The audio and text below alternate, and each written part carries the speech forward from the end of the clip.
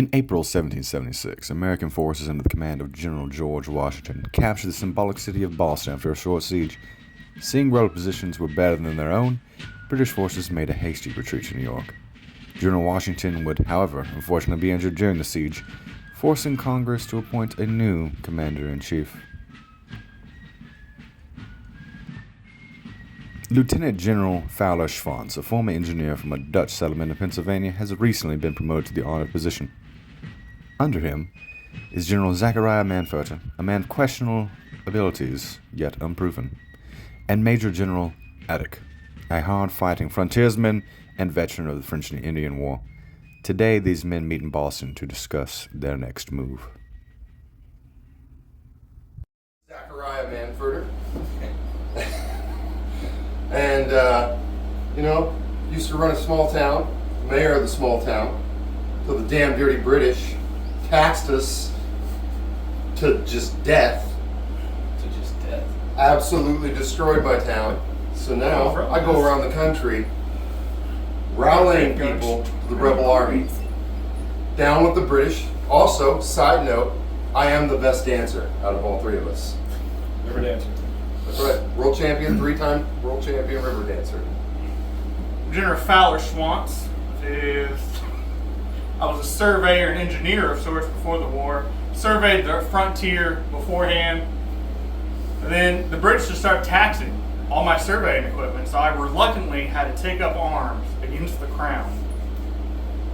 And this is General Adcock. General goddamn Barclay Adcock, alright? Now, I'm a merchant. Sell coffee, clothes, other shit crap they sold back then. I had my first command in the French and Indian War, where I gained a small reputation. The myth has kind of grown way beyond my level of confidence. That's how I got the command in this war. And I hit the bottle a little bit more than some people should, but I'm reluctantly taking up the fight against the British because everybody else in my town did, and I felt bad not doing it. So there we go. It'd be rude not to. Be rude not to. It would be. So our overall plan is we have to hold Boston. We have a star fort outside Boston to give us some covering fire in case they try to invade or blockade. Is we have command, General Manfreder's command here at Northampton. General Adcock's command will be at Hartford. I'm in Boston, smoozing things over with the locals real quick. Our immediate objectives are to take Albany and Montreal. Meanwhile, in New York, a furious Thomas Gage resigned his position over his inability to handle the war as he saw fit. In his place, Major General Frederick Franz Geske would take command. An Austrian by birth, he moved to the Americas during the War of Austrian Secession, eventually enlisting in the British Army for the French and Indian War. Geske was present at the Battle of Quebec and would earn a commission in the Royal Americans Regiment. However, he would not be alone, as the British would be having a joint command. His counterpart, Tellworth Hardig III, came from an aristocratic family in southern England. He was raised a gentleman first and foremost, but soon the want for victory and glory would overcome these rules. Rumor has it that he earned his nickname during the French and Indian War, where he allegedly blew up a wagon full of wounded enemy soldiers. While the men enjoyed the drink and comforts of New York, the two men sat alone in a tavern to discuss their next move. General Frederick Geske. I'm a colonist descended from Germans that came over after the tumultuous dealings with Austria and France over in Europe. I'm a veteran of the French and Indian War. I was commissioned with the Protestant Soldiers Act in the 1760s, and I rose through the ranks, and now I'm a general over Loyalist and British Islands troops. And this is my comrade. I'm General Twaddleworth Hardig. My nickname is the Unhinged Jew.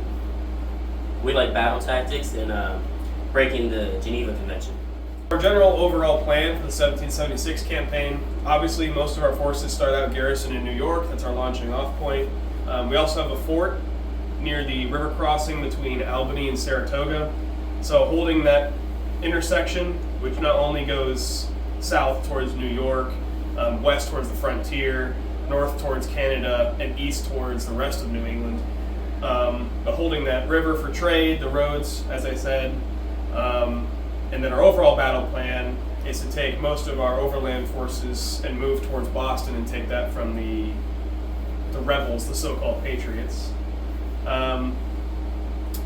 He's worried about getting there. I'm worried about holding New York. We have a third member of our campaign who's not here yet, so his forces are broken up between us at the moment.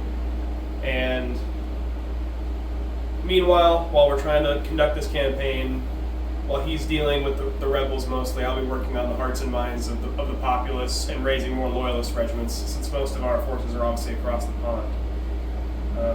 Our biggest worry, I would say, is losing the hearts and minds of the people. If we have the average citizenry turn against us, then I don't think we can raise more loyalists, and then they can just keep raising regiments. And then also our dealings with the natives. Obviously the French and Indian War left a big scar on the 13 colonies. And I think repairing relations with them and honoring the proclamation of 1763 will allow us to unite with the natives and then forge a destiny with them that doesn't include rebellion and dumping tea in harbors.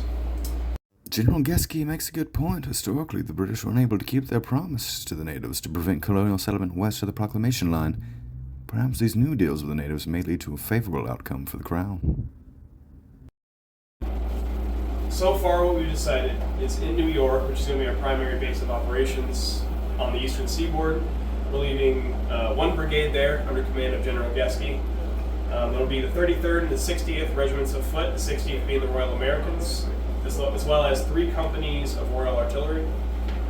There is a Fort Lightfoot, next to Albany, and that's going to be another garrisoning point. We're going to have 50 cavalrymen acting as garrison troops, while the 2nd Brigade, under General Twaddleworth Hardnick, is going to take 2 regiments of foot, the 4th and the 44th, and then an Irish regiment of foot, the 27th, along with another regiment of dragoons, and he's going to march east, generally speaking, towards Boston to meet the enemy, find him, and destroy him. Our campaign begins in early April 1776. In this game, each turn is about 2 weeks, so every 2 turns is a month. The British consensus is that General Hardwick will move north to Albany, then eastwards towards Northampton via Mountain Pass with about 690 men. General Geske decides to stay in New York with the remainder of British forces, totaling about 600 men and 36 guns. This is an interesting decision, as this is all the available British artillery in the region. Sending General Hardwick with no artillery support will prove a decision they may regret later. General Manfreder, you're going to get the dragoons. You're going to go back to your command. You're going to hold this mountain pass here in between Albany and Northampton. If for whatever reason there's an overwhelming force, you're to blow that mountain pass. I will blow that mountain pass. General Adcock, Yep. you're going to take light cav. You're going to go back to Hartford, start scouting out this area right here. If there's an overwhelming force heading that way, you're to blow this bridge in between Hartford and Woodstock. Well, unfortunately, they're going to have a party later. The Americans also decide to move one of their frigates from the Providence area to the Boston Harbor area in a defensive posture. I'm going to use the cannon to cover my infantry's retreat. They are going to place charges, and Private Doolittle is going to stay behind and make a valiant stand and blow that mountain pass. Well, I will tell you that the infantry in the mountains have not been discovered. Okay. They're up in the mountains and they're reporting to you. They are seeing this British contingent come through. So they are not being engaged because the British do not see them. Okay. I'm going to go ahead and just blow it anyway. Okay. Take it all out. Let's roll and see if it blows, huh? Alright, so 11 plus, it blows. And it does the intended effect of caving the entire mountain pass. Does Private Doolittle die no matter what? Depends on the roll. Okay. If it's 20, he escapes. Because he can die. Alright, let's We're see. okay with it. The charges below, but only one barrel manages to explode, only sending a few rocks down on the Brits, which are now aware of your position. You're useless, you know that? Your whole plan is useless. Let's hear it. It's Private Doolittle, it's not me. Alright, so yeah, pretty much the charges failed below. The British are now alerted, which they'll learn on their turn, that you've done this. What do you want to do now? All ass. Upon hearing reports that the ambush had failed and that the size of the British force was still unknown, General Manfrotto began to reconsolidate all of his forces in Northampton. A quickly and poorly written dispatch informed Lieutenant General Schwanz of an impending battle. Schwanz sent word for Manfrotto to rendezvous with him at Hadley to rejoin their commands and to reconsolidate. Meanwhile, General Schwanz also issued orders to a small flotilla of sloops to sail up the Connecticut River, just in case battle was to be joined near the river. In early May, General Hardick's force finally exited the Green Mountains into the fertile plains near Northampton. Hardick ordered a screen line around Northampton to investigate what kind of enemy forces may still be there. Meanwhile, General Geske ordered the entire Royal Navy to move eastward around Cape Cod towards Boston to begin a blockade. Meanwhile, our American commanders have been rapidly redeploying. General Schwanz has passed Worcester en route to Hadley, and General Manfrotto has moved his troops towards Hadley. General Addock has increased his screen line westward and has begun preparing explosives on the Hartford-Woodstock Bridge. It's massive, you It's said? massive. Are they sure it was like troops and not just another like little block? Well, I mean, if you roll a 1, then I just told you an absolute lie. But if you roll a 20, I told you an absolute truth. So Well, what did I roll? I can't tell you You that. motherfucker. It might be worth it to hold and then Keep in mind, the longer you have that screen out there, just the more accurate it gets. perhaps yes. I mean, I should figure it should be 4 In this game, fog of war plays an essential part, making it more realistic. The commanders may make an intelligence roll. Based on this roll, the umpire decides whether or not they have received accurate or falsified information. Here our British players have rolled a 4. Therefore, I have it given that their scouts are scared and have drastically overestimated what they see. In late May, General Hardick discovered that Northampton had been abandoned as Manfrotto had already moved through Hadley with new orders. Seeing that the British were reacting slower than they thought, Schwanz ordered Manfrotto to begin moving north to find a pass through the Green Mountains, cross the Hudson River, and seize Montreal. A truly massive undertaking. Schwanz, at the same time, was beginning to withdraw from Hadley when he received word that the British had begun moving again, and with haste. Schwanz ordered his army to about-face and move back to Hadley. Here was the decisive battle that Schwanz had been seeking. Simultaneously, General Addock was given orders to blow the Hartford-Woodstock Bridge and to move eastwards through Smithfield to Plymouth. General Hardick's plan was to converge 2 of his infantry regiments into town, with a third being hidden behind forestry as a reserve to be used. Essential to this was his initial cavalry attack of 75 horses to seize the bridge into Hadley. General Schwanz's plan was to initially be defensive, and if the opportunity arose, exploit a weakness with a mass infantry assault across the bridge. The battle for Hadley began as the British advanced with haste towards the town. Both the 4th and 44th Regiments of Foot moved in attack column. As the infantry began to move into the town, the 75 cavalrymen rushed to the Hadley Bridge in an attempt to beat the Americans there. The cavalry had secondary orders to blow that bridge if practicable. However, as the horses reached the bridge, they were faced by the glinting bayonets of the 1st Connecticut Line, who held firm. At the same time, ships that were thought to have been fishing vessels raised the rebel banner, and 3 sloops opened fire on the exposed cavalry at close range, devastating them. Of the 75 cavalry sent, 36 were killed and 8 were taken prisoner. Seeing as the Americans had 3 batteries of artillery and 3 sloops raining hailfire down his men, Hardick had no other choice but to issue a withdrawal. Rebel forces was to bring the 27th Regiment, which is the Irish lads, up as soon as they had committed across the bridge. When they were too far gone, we were going to bring up our reinforcements, a full another regiment, and then they'd meet them in battle. But after sustaining some pretty heavy casualties from these sloops right here, and we don't have any cavalry or any cannon to touch them, an executive decision was made, and the Crown forces are going to withdraw from the Battle of Hadley, Massachusetts, and we'll fight another day with the proper artillery. But General Schwanz was not one to let the British leave so easily. The only thing I require is that the officers and men are treated as if they are your own and given Of proper course, they medical will care. be treated as if they are our own, Okay. with our limited medical care, Then we were and officers will be treated as gentlemen. Okay. As you have seen, we have not targeted any officers.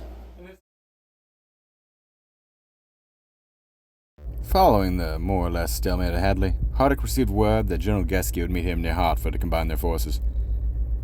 Hardick reconsolidated his command and began moving southwards towards Hartford. Geske also dispatched a small detachment to Fort Lightfoot near Albany to bolster his defenses. Meanwhile, the Americans were in a flurry of activity. Generals Attic and Schwanz were moving back to Boston, whilst General Manfred continued to move north of Deerfield, continuing the search for a mountain crossing that would take him to the Hudson River and eventually to Montreal. General Schwanz would order Attic to blow the Hartford Bridge, just as he was to blow the Hadley Bridge. This would seal the British on the western side of the Connecticut River and screen their movements. To the east, the Royal Navy had finally reached Boston and began its blockade.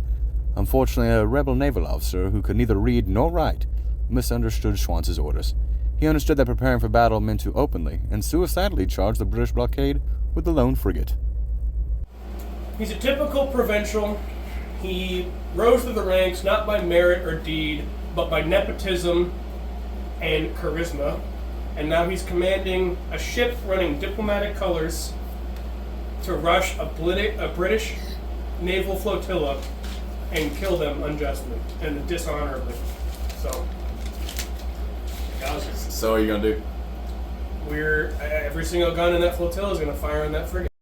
The rebel frigate USS Triumph, which was flying diplomatic colors to fool the British, a war crime mind you, charged the British line when it raised its rebel colors. It fired an opening salvo which immediately detonated a powder magazine on the British frigate HMS Phoenix. This killed all 200 men on board. Their victory was short-lived as all 6 of the remaining British vessels sent a wall of round shot at the frigate. The USS Triumph exploded as all but 16 men were lost. These men would be picked up by the British Navy as prisoners.